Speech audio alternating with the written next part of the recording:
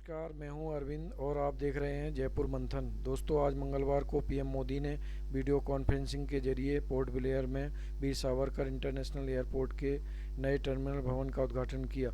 यह टर्मिनल भवन का निर्माण 710 करोड़ की लागत से हुआ है। इसके बन जाने से केंद्र शासित राज्य की कनेक्टिविटी को गति मिलेगी।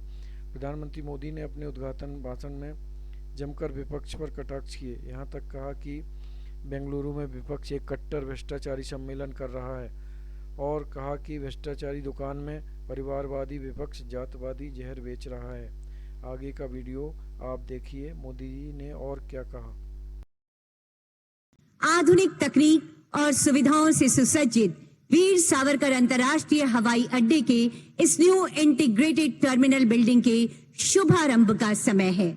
सादर सादर आग्रह करना चाहूंगी आदरणीय प्रधानमंत्री जी से कि कृपया रिमोट का बटन दबाकर अपने करकमलों से शिलापट्ट का अनावरण कर इस न्यू इंटीग्रेटेड टर्मिनल बिल्डिंग का लोकार्पण करने की कृपा की जाए महोदय।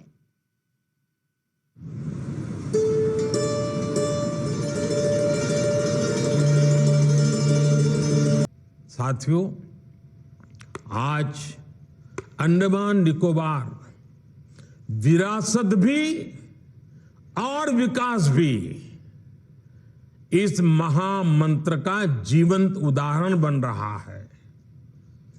आप भी जानते हैं कि अंडमान निकोबार में लाल किले से भी पहले तिरंगा फहराया गया था,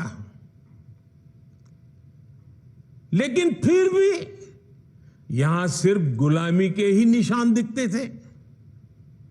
ये मेरा सौभाग्य है कि साल 2018 में मैंने अंडमान में उसी स्थान पर तिरंगा लहराया जहां नेताजी सुभाष ने झंडा फहराया था। ये हमारी ही सरकार है जिसने रॉस आइलैंड को नेताजी सुभाष का नाम दिया। ये हमारी ही सरकार है जिसने हैवलॉक और नील आइलैंड को स्वराज और शहीद आइलैंड का नाम दिया है। हमने ही 21 द्वीपों का नामकरण देश के लिए पराक्रम दिखाने वाले वीर पराक्रमी सपूतों के नाम, परम वीर चक्र विजेताओं के नाम पर किया है। आज अंडमान निकोबार के ये द्वीप पूरे देश के युवाओं को देश के विकास की नई प्रेरणा दे रहे हैं। साथियों, आजादी के 75 वर्षों में हमारा भारत कहीं से कहीं पहुंच सकता था, और ये मैं बहुत जिम्मेवारी से कह रहा हूं, कहीं से कहीं पहुंच सकता था।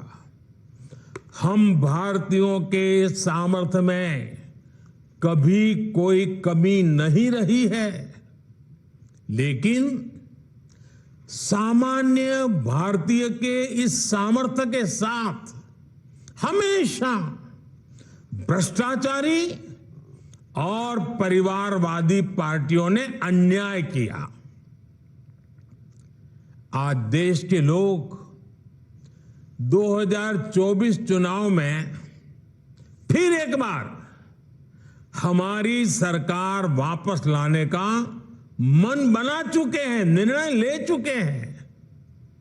ऐसे में भारत की बदहाली के जिम्मेदार कुछ लोग अपनी दुकान खोलकर बैठ गए हैं।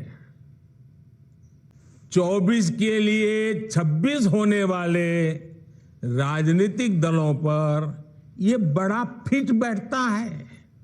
गाइड कुछ है, हाल कुछ है, लेबल कुछ है और माल कुछ है।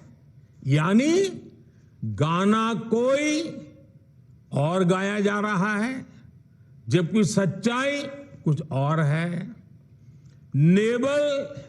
लेबल किसी और का लगाया गया है, जबकि प्रोडक्ट कुछ और ही है। इनकी दुकान की यही सच्चाई है। इनकी दुकान पर 2 चीजों की गारंटी मिलती है। एक तो ये अपनी दुकान पर जातिवाद का जहर बेचते हैं और दूसरा ये लोग असीमित भ्रष्टाचार करते हैं। आजकल ये लोग बेंगलुरु में जुटे हैं। आप देखिए ये लोग कितने चेहरे लगाकर बैठे हैं। जब ये लोग कैमरे के सामने एक फ्रेम में आ जाते हैं तो पहला विचार देश के सामने क्या आता है? पहला विचार देश के लोगों के मन में यही आता है, पूरा फ्रेम देख करके देशवासी यही बोल उठता है, लाखों करोड़ों रुपए का भ्रष्टाचार। इसलिए देश की जनता कह रही है कि ये तो कट्टर भ्रष्टाचारी सम्मेलन हो रहा है, कट्टर भ्रष्टाचारी सम्मेलन हो रहा है। ये लोग गा कुछ और रहे हैं, हाल कुछ और है। इन्होंने लेबल कुछ और लगाया हुआ है, माल कुछ और है। इनका प्रोडक्ट है 20 लाख करोड़ रुपए के घोटाले की गारंटी।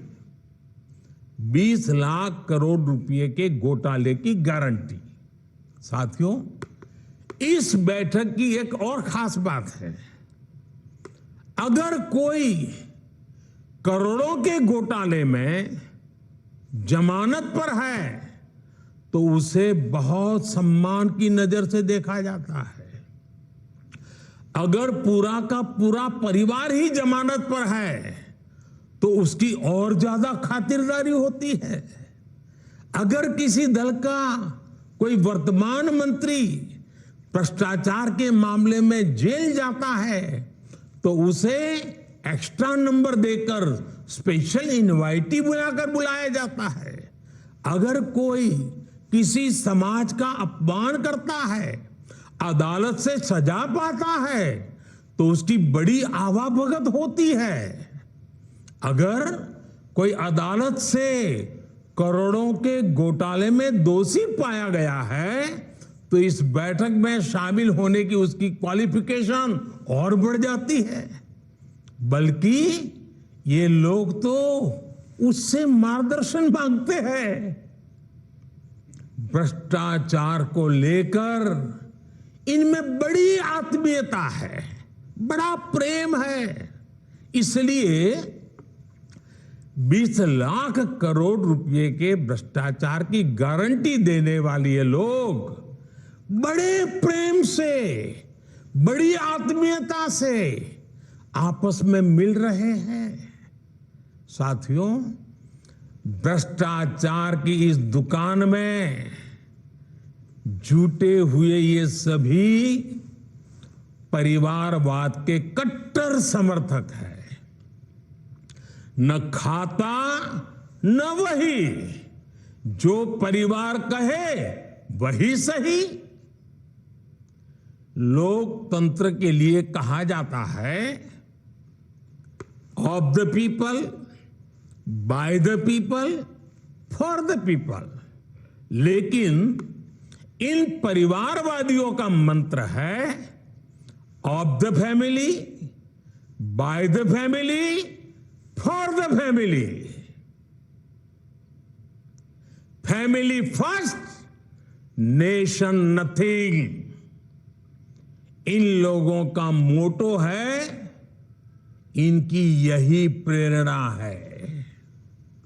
ये लोग देश के लोकतंत्र को, देश के संविधान को अपना बंधक बनाना चाहते हैं। इनके लिए मैं यही कहना चाहूंगा, नफरत है, नफरत है, घोटाले हैं, नफरत है, घोटाले हैं, तुष्टीकरण है मन काले हैं, नफरत है घोटाले हैं, तुष्टीकरण है मन काले हैं। परिवारवाद की आग के दशकों से देश हवाले हैं। साथियों, इनके लिए देश के गरीब के बच्चों का विकास नहीं, बल्कि अपने बच्चों का, अपने भाई भतीजों का विकास मायने रखता है। इन परिवारवादी पार्टियों ने कभी देश के सामान्य युवा की शक्ति के साथ न्याय नहीं किया। इनकी एक ही विचारधारा है, एक ही एजेंडा है, अपना परिवार बचाओ, परिवार के लिए भ्रष्टाचार बढ़ाओ। इनका कॉमन मिनिमम प्रोग्राम है देश का विकास रोकना, अपने कुशासन पर पर्दा डालना और अपने भ्रष्टाचार के विरुद्ध कार्रवाई को रोकना। अब देखिए, ये जो जमात इकट्ठी हुई है ना, उनके कुनबे में बड़े से बड़े घोटालों पर, अपराधों पर इनकी जुबान बंद हो जाती है। जब किसी एक राज्य में इनके कुशासन की पोल खुलती है, तो दूसरे राज्यों के ये लोग फौरन उसके बचाव में तर्क देने लगते हैं। कहीं बाढ़ घोटाला होता है, किसी का अपहरण होता है, तो कुनबे के सारे लोग सबसे पहले चुप हो जाते हैं। आपने देखा है कि कुछ दिन पहले ही पश्चिम बंगाल में पंचायत चुनाव हुए, वहां सरेआम हिंसा हुई, लगातार खून खराबा हो रहा है। इस पर भी इन सब की बोलती बंद है।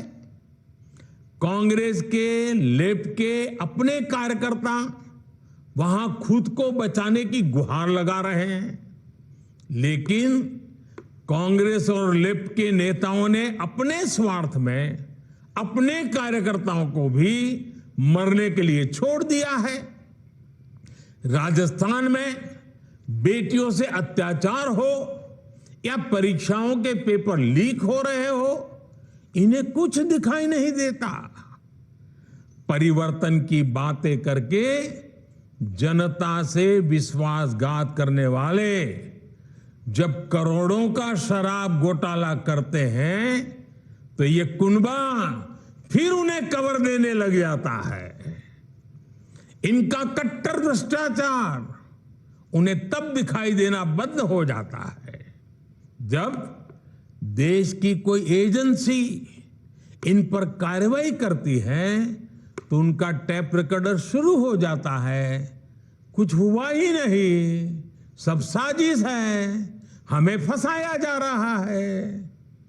आप तमिलनाडु में देखिए, भ्रष्टाचार के घोटाले के अनेक मामले सामने आ रहे हैं, लेकिन इनके कुनबे के सारे दलों ने पहले ही सबको क्लीन चिट दे दी है।